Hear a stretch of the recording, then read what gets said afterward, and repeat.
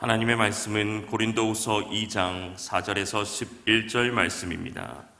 고린도후서 2장 4절에서 11절 말씀입니다. 제가 가진 성경으로 신약성경 286면입니다. 오늘 말씀은 고린도후서 2장 4절에서 11절 말씀입니다. 내가 마음에 큰 눌림과 걱정이 있어 많은 눈물로 너희에게 썼노니 이는 너희로 근심하게 하려 한 것이 아니요 오직 내가 너희를 향하여 넘치는 사랑이 있음을 너희로 알게 하려 함이라. 근심하게 한 자가 있었을지라도 나를 근심하게 한 것이 아니요 어느 정도 너희 모두를 근심하게 한 것이니 어느 정도라 함은 내가 너무 지나치게 말하지 아니하려 함이라. 이러한 사람은 많은 사람에게서 벌 받는 것이 마땅하도다. 그런즉 너희는 차라리 그를 용서하고 위로할 것이니 그가 너무 많은 근심에 잠길까 두려워하노라. 그러므로 너희를 권하노니 사랑을 그들에게 나타내라. 너희가 범사에 순종하는지 그 증거를 알고자 하여 내가 이것을 너희에게 썼노라. 너희가 무슨 일에든지 누구를 용서하면 나도 그리하고 내가 만일 용서한 일이 있으면 용서한 그것은 너희를 위하여 그리스도 앞에서 한 것이니 이는 우리로 사탄에게 속지 않게 하려 함이라. 우리는 그 계체력을 알지는 못하는 바가 아니로다. 아멘. 하나님의 위로하심이 근심하고 걱정한 이를 넘어서 비로소 위로해 주시는 하나님의 평화가 함께 하시기를 축복합니다. 네덜란드 헤이그 우체국장이었던 브리엔의 소유인 트렁크에는 3,148개의 편지가 들어 있습니다. 이 가운데 약 600개는 아직 미개봉 상태로 남아 있습니다. 1680년에서 1706년 사이에 유럽 전역에서 헤이그로 보낸 것들입니다. 당시에는 우표가 없었고 우편 요금을 편지를 받는 사람이 부담했는데 편지를 받을 사람이 죽었거나 받지 않겠다고 하면 요금을 받을 방법이 없어서 편지를 배달하지 못했습니다. 편지 봉투가 없었던 당시에는 종이 접기처럼 여러 겹으로 편지를 접은 뒤에 실로 꿰매거나 왁스로 봉인해 보내는 것이 관행이었습니다. 워낙 여러 번 복잡하게 접은 데다 봉인까지 했기 때문에 편지의 내용을 확인하기 위해서는 어쩔 수 없이 편지를 잘라야만 했습니다. 근데 편지를 자르면 손상되니 조심스러울 수밖에 없었습니다. 어떻게 하면 이 유물들을 훼손하지 않고 그 내용을 파악할 수 있을까 고민했는데 X선 촬영 기술과 디지털 기술을 결합해서 이 오랜 고민을 해결했다는 것입니다. 과학자들이 300년 전 유럽의 한 편지를 봉인을 뜯지 않고 읽어내는데 성공했습니다. 이를 통해서 옛 사람들의 통신 보안 기술은 무력화되었다는 평가입니다. 지금까지 한두 번 접힌 사료를 읽어낸 적은 있었지만 이번에처럼 8겹으로 복잡하게 접힌 것을 읽어낸 것은 처음이라고 합니다. 연구진은 가상 펼침 기술을 이용해 지금까지 한 번도 빛을 보지 못한 그리고 수령인에게 도달되지 못한 내밀한 이야기를 읽는 것은 정말 대단한 경험이라고 밝혔습니다. 8겹으로 접힌 300년 된 편지를 뜯지 않고 읽는다라는 것은 기술이 놀라운 발전을 했다는 말이죠. 지구 주위변을 돌고 있는 인공위성에서 땅에 떨어진 탁구공을 구별할 수 있는 것처럼 놀랍습니다. 그런데 개인의 삶이 이렇게 고스란히 드러난다면 어떻게 되겠습니까? 우리네 사람들도 낱말은 새가 듣고 반말은 쥐가 듣는다라고, 심지어는 벽에도 귀가 있다라고 하였습니다. 하물며 하나님 앞에서 어떠하겠습니까?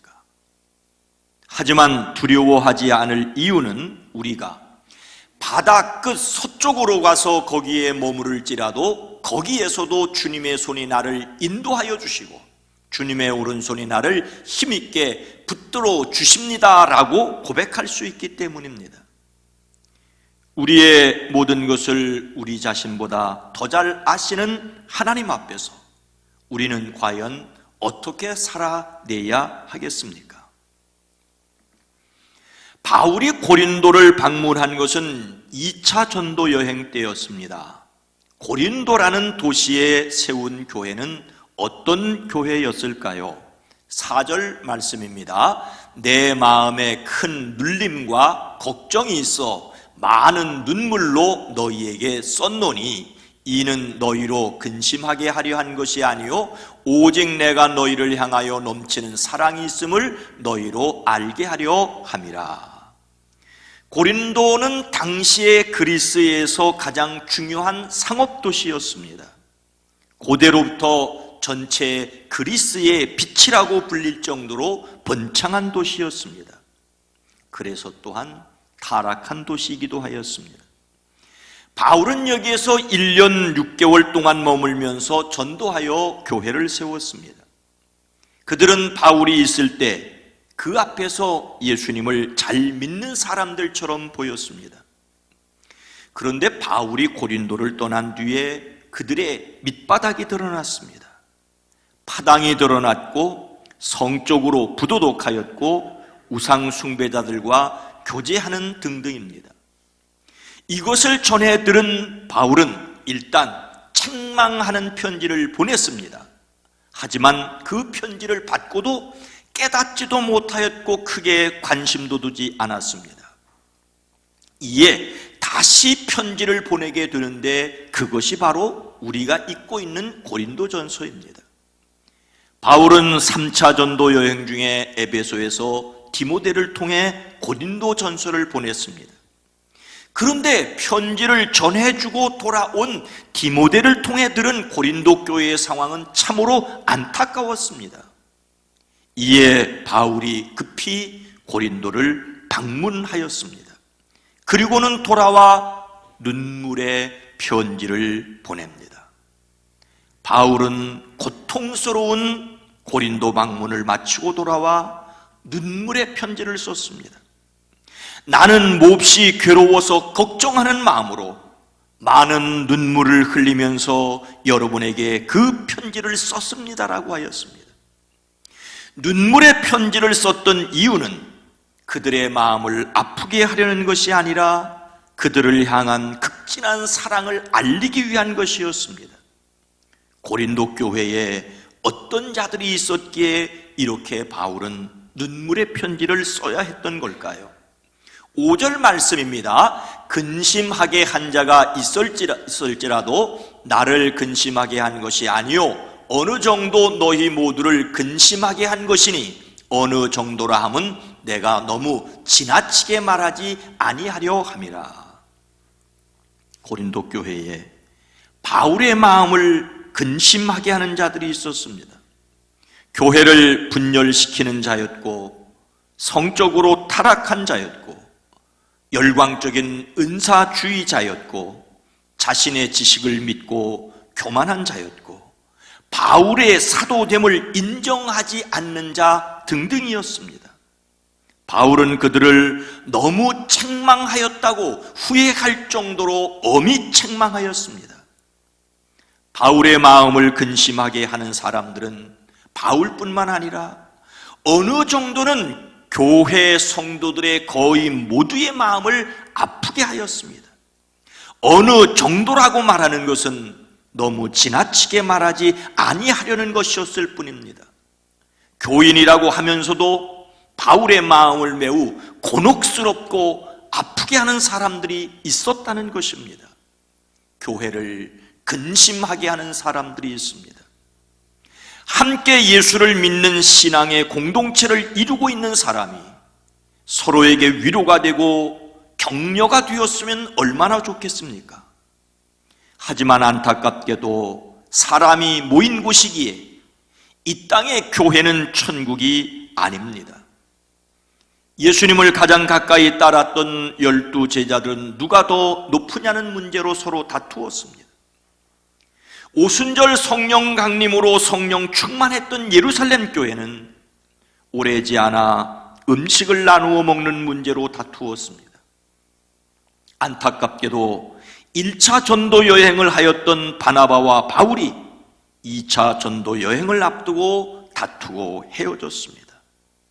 사람인지라 그럴 수 있습니다.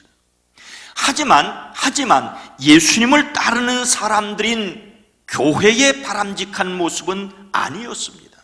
6절 말씀입니다. 이러한 사람은 많은 사람에게서 벌 받는 것이 마땅하도다. 바울과 고린도 교회를 근심하게 한 사람이 벌을 받는 것은 마땅하다고 하였습니다. 여기서 마땅하다는 말은 마침 때맞춰 제대로 도착한 것처럼 적합한 것을 가르칩니다. 야구에서 타자가 방망이를 들고 서 있다가 투수가 던진 공을 정확하게 맞아 홈런이 되는 것처럼 많은 사람에게 근심을 끼친 사람이 벌 받는 것은 당연하였습니다. 그런데 많은 사람에게서 벌 받는 것이라고 하였습니다. 대다수의 사람이 교회를 근심하게 한 사람을 정죄하였고 바울을 사도로 인정하고 바울이 가르친 말씀에 순종하였습니다. 여전히 근심하게 한 사람을 따르는 사람도 있었지만 대다수의 교인이 참여하고 찬성한 교회의 결정으로 그들이 잘못하였다고 정죄했던 것입니다. 우리는 여기에서 죄를 미워해야 한다는 것을 분명히 알 수 있습니다. 죄를 미워하지 않으면 선을 이룰 수가 없습니다. 성경은 악에게 지지 말고 선으로 악을 이기라고 말씀하고 있습니다. 전혀 다른 변명하지 말고 죄를 미워하는 사람들이 되기를 주의 이름으로 축복합니다. 죄를 미워하지 않으면 선을 행할 수가 없습니다. 고린도 교회의 현실은 바울과 교회를 근심스럽게 하는 사람들이 있었지만 교회는 그런 사람에게 이미 충분한 벌을 내렸습니다. 그러면 그 이후에 어떻게 해야 할까요? 7절 말씀입니다. 그런즉 너희는 차라리 그를 용서하고 위로할 것이니 그가 너무 많은 근심에 잠길까 두려워하노라. 잘못한 사람에게 벌을 주었다는 것으로 교회가 할 일은 끝나지 않았습니다. 그 사람들을 어떻게 최종 처리해야 할지를 말씀하고 있습니다. 그런즉이라는 말은 그러므로 이와 같이라는 뜻입니다. 우리말 성경에는 잘 드러나 있지 않지만 이 말씀에는 반대로라는 말씀도 함께 있습니다. 교회를 근심하게 하는 사람이 있었지만 그들에게 충분하게 벌을 주었으니 이제 그 반대로 용서하고 사랑해야 한다고 말씀하고 있습니다. 앞서 너무 지나치게 말하지 아니하려 함이라고 말했던 이유를 알 수 있습니다. 지나치게 말하여 돌이킬 수 없게 내치지는 말아야 할 것을 매우 조심스럽게 이야기하고 있는 것입니다. 어릴 때 동네에서 친구들과 딱지치기를 하다가 내가 내리치는 딱지가 마음먹은 대로 친구의 딱지를 뒤져보면 아싸리 하고 외치며 놀았던 기억이 있습니다. 그런데 나중에 알고 보니 아싸리는 일본말이었습니다. 일본에서 주로 산뜻하게 깨끗이 등의 뜻으로 사용됩니다. 일본말의 영향을 심하게 받았던 것이죠. 어떤 분들은 일을 깨끗하게 마무리 짓자는 뜻으로 아싸라게라고 말하는데 이 역시 아싸리에서 나온 일본풍의 말입니다. 우리식 말로 하자면 깨끗하게, 시원하게, 산뜻하게라고 해야 합니다. 좀 강조해서 말하자면 화끈하게, 똑부러지게 하자라고 말을 해야 합니다. 우리는 일을 깨끗하게 하지 못하고 두루뭉술하게 할 때가 많습니다. 그런데 그 딱지치기가 뭐라고 그것을 따겠다고 내리치다 손톱이 땅에 긁히어 뒤집어져 고생했던 기억이 저에게도 있습니다. 그런데 요즘은 그 딱지 때문에 장관이 물러나고 미안하다고 목숨을 끊고 대통령까지 나서서 온 나라가 시끄럽습니다. 아싸라지 못해서, 아니 깨끗하지 못해서 생긴 일입니다. 요즘 딱지는 아파트 딱지인 모양입니다. 오늘 말씀은 교회를 근심하게 하여 많은 사람에게 비난받는 그 사람을 이제 차라리 용서하고 위로하라고 합니다. 여기서 차라리라는 말은 도리어 더라는 뜻이지요. 잘못한 사람이 벌을 받았으니 더욱 즉시 용서하고 위로할 것을 부탁하고 있습니다. 은혜를 베풀 것을 권면합니다. 차라리 용서하고 위로하는 것은 무엇입니까? 8절 말씀입니다. 그러므로 너희를 권하노니 사랑을 그들에게 나타내라. 하나님께서 바울을 통하여 고린도 교회에 권면하시는 말씀입니다. 여기서 권면하다는 말은 앞에서 위로한다는 말과 똑같은 단어입니다. 가까이 부르다, 초청하다 등등의 뜻이지요. 근심하게 하였던 자를 위로하기 위하여 먼저 근심한 사람들을 가까이 부르셔서 위로하십니다. 권하다는 말은 결코 여기에서 명령하다는 말이 아닙니다. 사랑은 결코 명령일 수 없기 때문입니다. 하나님께 받은 은혜를 생각하기에 은혜를 베풀 수가 있고, 받은 사랑을 생각하기에 사랑할 수 있고, 위로를 받았기에 위로할 수 있습니다. 하나님께 받은 은혜를 생각하고 근심하게 하였던 자를 이제 깨끗하게 용서하고 위로하라고 사랑을 권면하고 있습니다. 근심하게 하던 자에게 사랑을 나타내야 합니다. 앞에서도 말씀을 드렸습니다마는 안타깝게도 사람이 모인 곳이기에 이 땅의 교회는 천국이 아닙니다. 교회가 천국이 아니지만 천국에 가까이 가게 되는 길이 있습니다. 그것은 바로 용서하고 사랑하는 것입니다. 성령의 사람이 복음을 왜곡하는 데 침묵하거나 진리를 양보하는 데 동조하지 말아야 합니다. 하지만 극단적인 대립을 피하는 것은 하나님이 우리에게 주시는 지혜입니다. 바울은 주님께 정죄받지 않게 하기 위해 잘못된 일을 하는 자들을 판단하였습니다. 그리고 바울이 직접 가서 바로 잡으리라고까지 하였습니다. 그리고 내가 이 편지를 쓴 것은 여러분이 모든 일에 순종하는지를 시험하여 알아보려는 것이라고까지 하였습니다. 죄를 죄로, 잘못을 잘못으로 인정해야 합니다. 그러나 죄를 죄로 알고 회개한 사람에게 사랑을 또한 베풀어야 합니다. 하나님께서는 바울을 통하여 고린도 교회에 말씀하신 것처럼 성령님께서 오늘 우리에게 말씀하십니다. 죄를 죄로 여기고 그 죄에서 돌이킨 사람을 위로해 주어야 합니다. 하나님께서 주시는 최고의 위로는 죄인이라도 회개하면 용서하신다는 사실입니다.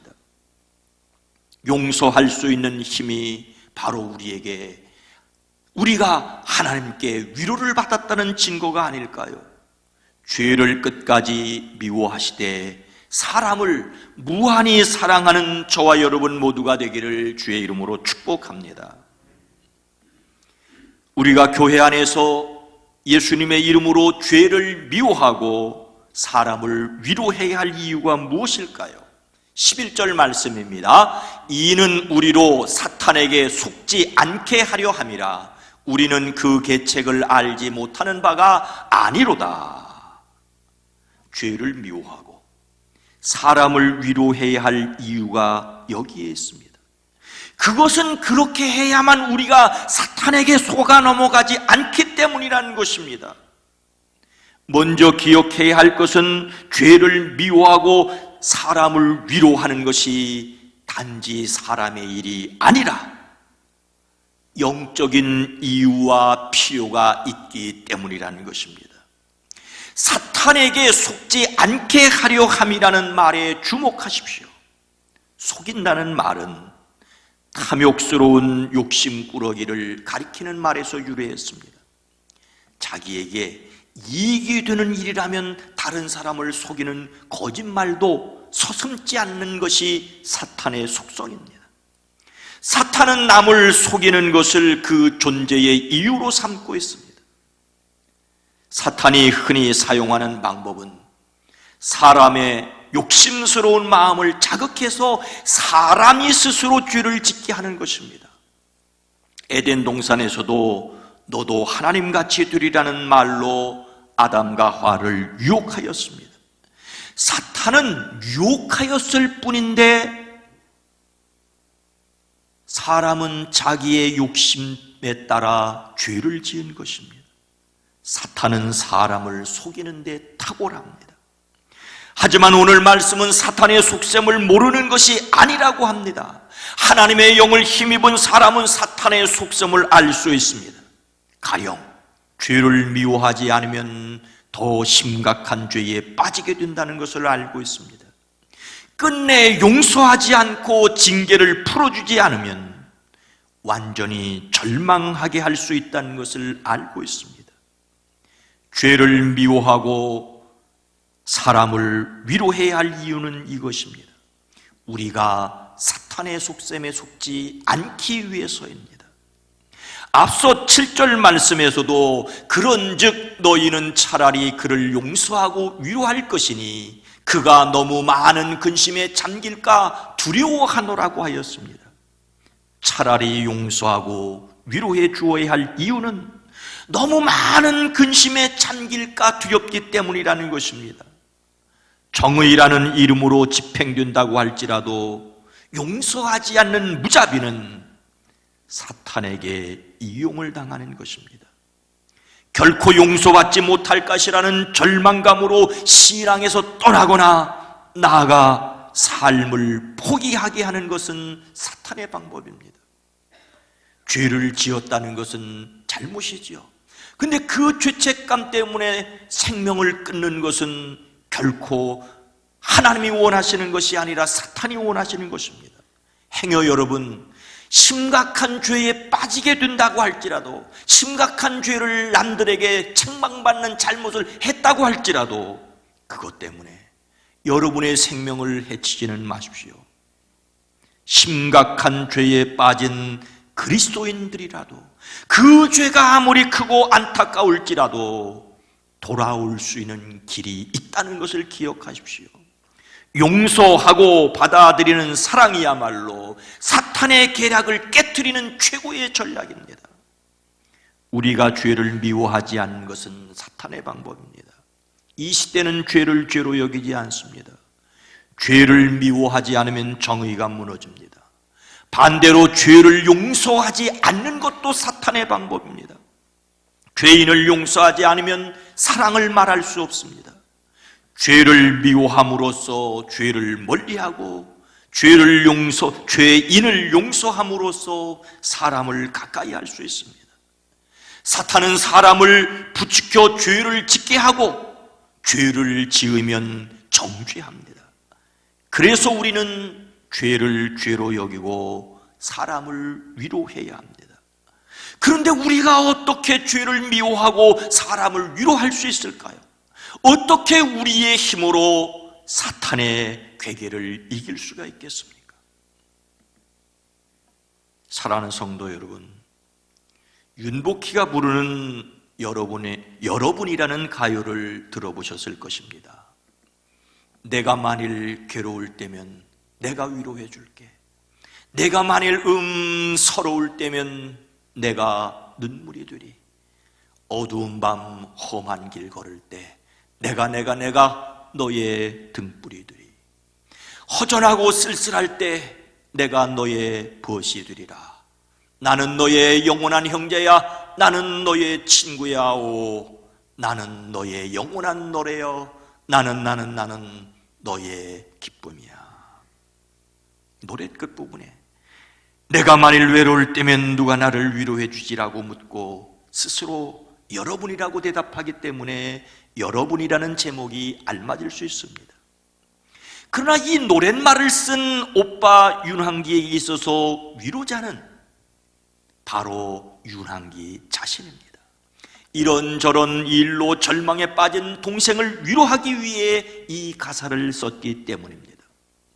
그런데 서울국제가요제에 참석하기 위하여 윤복희가 이 노래를 영어로 가사를 쓰면서 복음송이 되고 말았습니다. 영어 가사는 앞이 안 보이고 캄캄한 현실에서 그가 he said라는 것으로 형식이 되어 있습니다. 그가 바로 그분이시기 때문입니다. 그분은 이 길 하나뿐이야. 우리 함께 이 험하고 아픈 세상을 같이 걸어가자라고 그분은 말씀하기 때문입니다.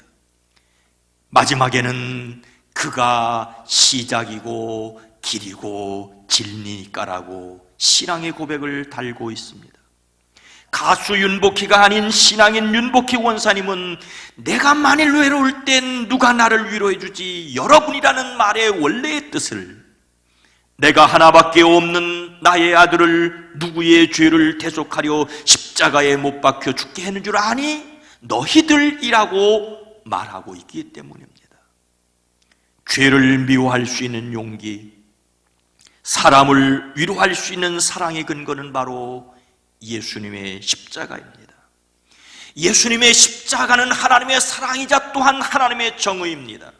그리스도께서 하나님 곧 우리 아버지의 뜻을 따라 이 악한 세대에서 우리를 건지시려고 우리 죄를 대속하기 위하여 자기 몸을 주셨으니라고 말씀하고 있기 때문입니다. 모든 것은 드러나기 마련입니다. 이것은 두려운 일이지만 예수님 안에서 엄청난 위로이지 않습니까? 그러니 죄를 미워하고 사람을 위로해야 합니다. 하나님의 위로를 믿음으로 위로하는 사람들이 되어지기를 주님의 이름으로 축원합니다.